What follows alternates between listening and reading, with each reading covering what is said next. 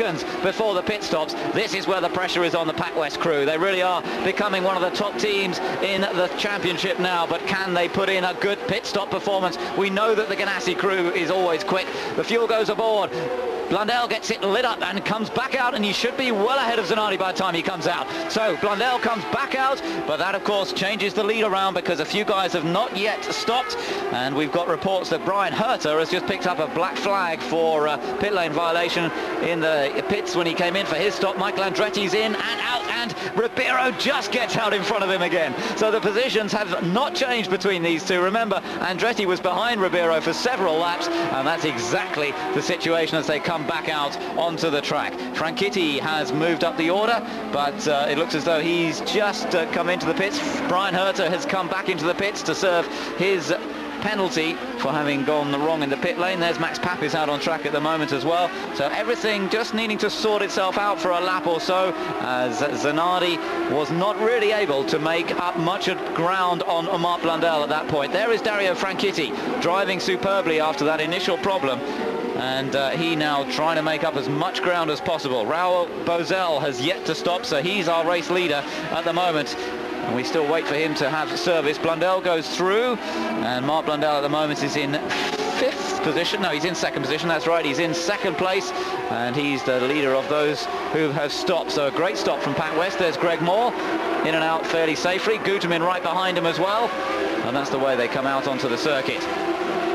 So we've got all the way to this first round of pit stops without a yellow flag, apart from the one on the opening lap, and that's pretty remarkable. I think we were all expecting to see more yellow flags that would determine a certain amount of strategy in the early part of this race. Jimmy Vasser also into the pits and comes back out as well, but still waiting to see Raoul Boesel. There he is, and Raoul Boesel, our race leader at the moment until he comes in to the pits, and you can see he's right on the end of his pit window. He's got to be in, so there he is. He's in now, and Boesel is the last of the front runners to make his pit stop. So that will mean that Marc Blundell is our race leader. We look out of the commentary box window to see as he comes around through turns 9, 10, 11. There we can see him now as you watch Boesel in the pits.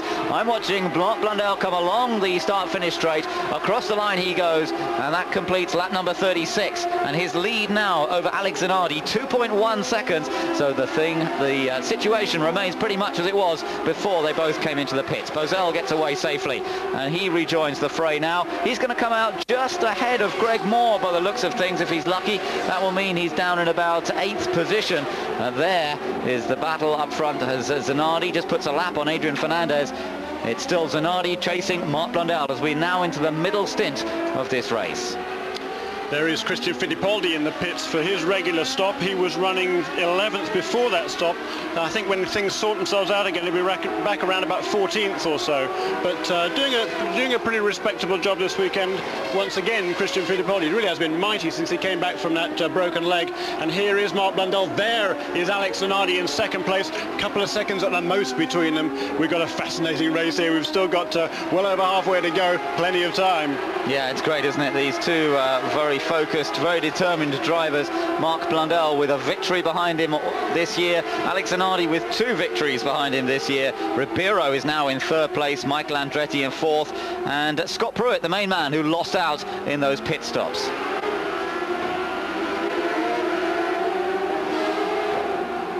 So there's Zanardi's car bouncing its way down the straight. Really is quite a bumpy track, this one, and the drivers will be feeling this as they go through the race. I tell you, it's a very physical racetrack, this one. The cars sliding when they hit these concrete patches as well. Makes it difficult for the drivers. They turn in, the car slides as it hits the concrete, and then as it comes off the concrete onto the tarmac, the front end grips, but the back end's still on the concrete. So they get into a big oversteer, and that's what's been causing a lot of the setup problems for the drivers this weekend. It really has made life very difficult indeed, but Zanardi seems to be handling it very well, but even better than him at the moment is Marc Blundell. The gap between them last time, 2.5 seconds. Let's just check that gap again as Blundell comes out of the final corner, goes across the start-finish line. Now he's completed 38 laps, and the gap is 2.8 seconds. So he's opened it up by another couple of tenths of a second. Good stuff this from Marc Blundell, and they really have got that car dialed in. Let's just check on the position of Dario Franchitti after those first stops. He lies in 11th position now, behind championship leader Paul Tracy. And they're just going through now, and the gap between Tracy and Franchitti is just around 2 seconds. So Franchitti still with a fair bit of work to be done. There's Andre Ribeiro. Max Papis still running competitively at the moment. He's running down in 20th position. Max Papis, but the car still holding together. And Ribeiro putting in this great performance at the moment. There he is, just going through the picture. Ribeiro having switched from the Lola chassis to the Reynard. And Jeremy, there's been some important news concerning the Lola concern this week, hasn't there? Yeah, there's been some kind of a buyout there between some of the major forces at Lola Cars. Eric Broadley, who founded the company well over 30 years ago, seems to have been ousted from the main board of Lola Cars. He remains in charge of Lola Composites, that actually does most of the building of the chassis, but he's no longer a part of Lola Cars, it seems. And the new group, there's several of the engineers are involved with that group, and they're trying to revitalize the company and come back strong, they hope, next season. Well, we shall see. Let's hope that Lola do recover. It's been such a difficult season for the Huntington-based chassis manufacturer that provides cars to this racing championship. There is Michael Andretti, who had 5 wins last year with the Lola, but of course he has switched to the Swift chassis for this year and has already got 1 win in that particular car. But he's had a lot of many successful years with Lola.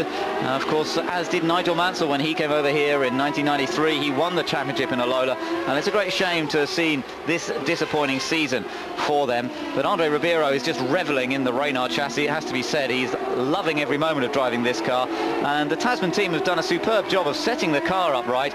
I was asking them if they'd had an awful lot of help from Reynard in terms of the setup, and they said no, not really. Oh, Dario's off, Franchitti is off, he's locked up, gone straight on somewhere. What a shame. It looks as though his race is run, and oh, what a disappointing end to the weekend after such a superb Saturday. Yeah, you know, the thing foremost on his mind this weekend was not so much winning the race as finishing the race, and he's patently failed to do that. It looks like it's the end of turn 3 there. Funny place to go off there, right on the exit of the corner.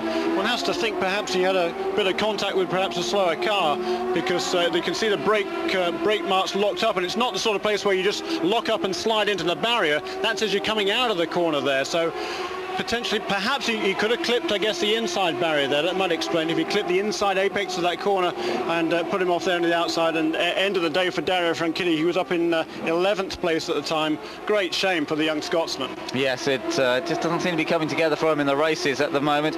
Carl Hogan is basically putting his money into that project. They're still looking for a sponsor, but the delight of yesterday, the disappointment of today, there's no doubt that everybody here, though, in the United States really rates Dario Franchitti. All the other drivers as well are very impressed with his performances so far this year, and he is a definite star of the future, if not of right now. Very much, really nearly right now, but he's just got to get a few more race results to prove that. Zanardi just making his way past, looks like PJ Jones, slightly further down the order. Jones in the All-American Racers car, going past the stricken machine of Dario Franchitti. Hopefully they'll be able to get that car out of the way fairly cleanly. Let's hope we don't have to have a full course yellow. Yeah, he parked it pretty cleverly. They're right next to a little hole in the wall. With a bit of luck, the marshals will be able to pull that car just out of the way, and we won't have a full course yellow.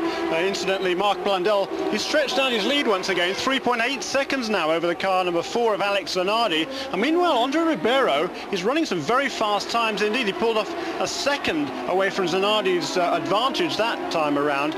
Ribeiro is now just over 8 seconds behind the leader and less than 5 seconds behind Alex Zanardi. That's right. He's got to get past a little bit of traffic that Zanardi's just dealt with, though, and that may explain a little bit of that closing up process. Zanardi's now clear of the traffic. As we mentioned just a moment ago, the guy who lost out in the first round of pit stops was Scott Pruitt. He was running up there, and now down in 5th position. Rahal as well, of course, Bobby Rahal. He lost out a lot. But in fact, when you were away for the break, we saw Rahal already dropping away. He was running in 3rd place before that first round of stops, but for some reason he dropped 1 or 2 places even before they came into the pits and made their first stop. So Bobby Rahal now running around in 6th place, and it does look as though he's struggling. There he is in 6th place now, and he's got to try and find a way past Scott Pruitt. There's the yellow car of Pruitt right ahead of us. Pruitt, who had a very good start to his championship season this year, and of course was the winner in Surfers Paradise in Australia. That was just round 2 of the championship. Had a good 3rd place in Long Beach as well, 3rd place in Rio as well for Pruitt. Since then things haven't gone quite according to plan, and since that result, his best has been in 8th place, which was last weekend, in fact, in Cleveland. And Scott Pruitt now lies down in 6th place in the championship on 71 points, whereas he had been amongst the top 2 in the early part of the season. Ray Hall, meanwhile, just applying that pressure. Interesting to see the sun's gone in a little bit. The temperature's just cooled down a fraction more. That could make a few changes as well in terms of the tyre strategy and how quickly the softer tyres are going off. Yes, indeed. I know Mark Blundell was expressing a little bit of concern yesterday. If it was going to be hot today, he was running the softer of the 2 fast end compounds, and he was worried just, if it does get really hot and sticky today, then he might have some problems as the race went on. You see Michael Andretti there, just a little of understeer in that slower corner. A lot of people complaining that on the concrete, particularly as he was in turn 5 a couple of corners ago.